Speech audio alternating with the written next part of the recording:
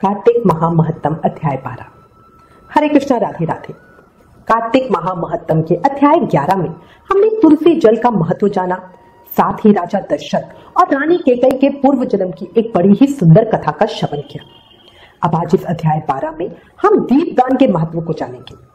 शुरू करते हैं। सुनोगे जो कथा, सुने सहित विश्वास, 12वां अध्याय सुनो और करो एहसास। नारद जी कहते हैं, अब मैं दीपदान और भगवान के मंदिर में मर्जन का वही महत्तम कहता हूं जो ब्रह्मा जी ने मुझे बताया था। पहले चंद्रवंश में जयध्वज नाम का एक प्रभु भक्त राजा था। राजा स्वयं मंदिर में जाकर मर्जन अर्थात सफाई करता तथा दीप जलाता था। एक समय फितिहोत नाम वाला राजपुरोहित स्वयं राजा को ये कार्य करता देखकर इसमें से पूछने लगा, हे राजन, भगवान को प्रसन्न करने के और भी अनेक भक्ति के कार्य हैं, परंतु आपके श्रद्धा मंदिर में मर्जन तथा दीप जलाने में इतनी अधिक क्यों है? कृपया करके इसका कारण कहिए। तब राजा हाथ जोड़कर बड़े नर्म भाव से कहने लगा, महाराज, इस संबंध में मेरे पूर्व जन्म का एक अत्यंत विस्मयकारी इतिहास है जो भागवत कृपा से मुझे इस जन्म में भी स्मरण है। सतयुग में स्वरोचिष मनु के अंतर में वेद तथा वेदांगों का जानने वाला एक ब्राह्मण था जो महान विद्वान होते हुए भी खोटे कर्म करता था।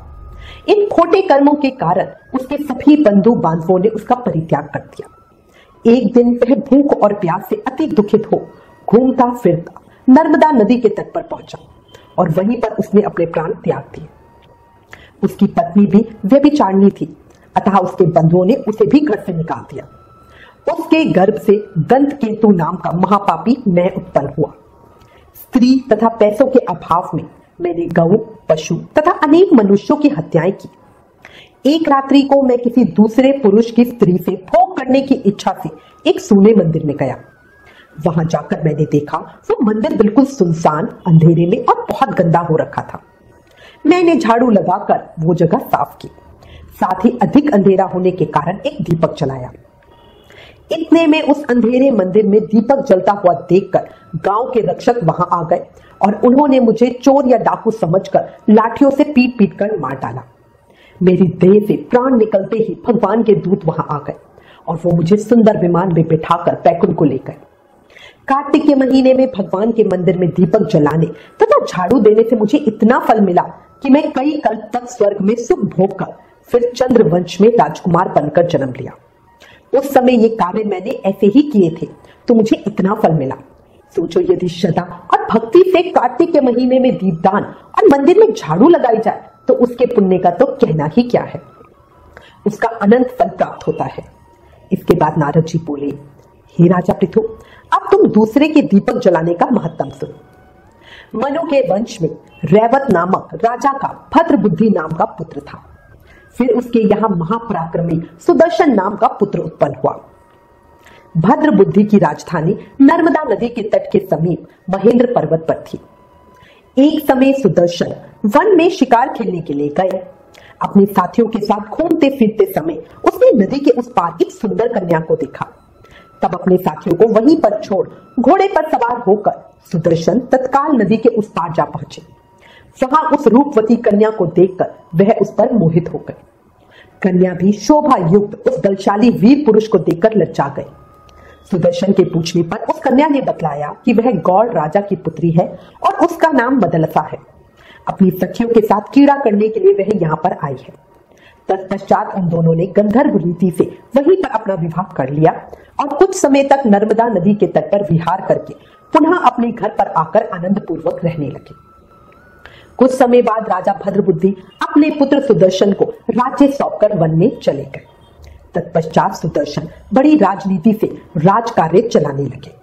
रानी मदलसा सदा अपने पति को विष्णु भगवान की पूजा का उपदेश करती रहती। इस प्रकार दोनों ही भगवान के बड़े भक्त थे। उन्होंने भगवान का स्वर्ण मंदिर बनवाया। दोनों ही उसमें भगवान का पूजन और दीपदान किया करते थे। एक समय रानी मंदिर में दीपक जला रही थी।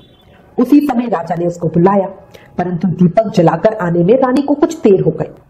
तब सुदर्शन ने क्रोध वेश में आकर रानी से कहा, तुम तो कहा करती थी कि पति पत्नी का देवता है, फिर इस दीपदान में इतनी देर लगाकर तुमने मेरा अनादर क्यों किया? यदि देर से आने का कोई और गुप्त कारण है तो मुझे बताओ। सती साध्वी रानी मदलसा बड़े मीठे वचनों से बोली, महाराज, मैं दीपदान का महत्व आपसे कहती हूँ, कृपया आप मेरे पिछले जन्म का वृतांत सुने। पिछले जन्म में मैं अन्न कर्ण ग्रहण करने वाली चुईया थी। एक दिन गोदावरी के तट पर भगवान के मंदिर में रात्रि को जलते हुए दीपक की बत्ती छोटी होने से बुझने लगी। मैंने बत्ती को मुख से पकड़कर उठाया तो उस समय दीपक तो जल गया, परंतु मेरा मुख भी जल गया। इससे दुखी हो मैं मृत्यु को प्राप्त हो गई। मैंने रात्रि के समय भगवान का दीपक प्रज्वलित किया था, इसी कारण मैं ऐसी रूपवती होकर आपकी रानी बनी। यदि श्रद्धा पूर्वक भगवान के मंदिर में दीपदान किया जाता है तो उसके फल का तो कहना ही क्या है। अपनी रानी के मुख से यह सुनकर राजा सुदर्शन कार्तिक मास में व्रत करके आजीवन भगवान के मंदिर में दीपदान करता रहा और अंत में वैकुंठ को प्राप्त हुआ। कार्तिक महामहत्तम अध्याय 12 समाप्त।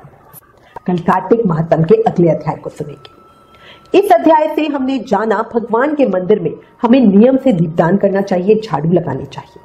अनजाने में किए दीपदान का इतना उत्तम फल है। सोचो अगर श्रद्धा पूर्वक दीपदान किया जाए तो उसका फल क्या होगा, ये आप खुद ही सोचो। याद रखो, कलयुग केवल नामधार, नाम जाप करके ही हम प्रेम भक्ति मुक्ति पा सकते हैं, वरना यूं ही जन्म मृत्यु के चक्कर में पड़े रहेंगे। अगर छूटना है इस चक्र से तो प्रेम से, मन से, भाव से हर समय हर सांस के साथ नाम जाप करते रहो और बोलो, हरे कृष्ण कृष्ण कृष्ण हरे हरे, हरे राम राम राम हरे हरे। जय श्री कृष्ण।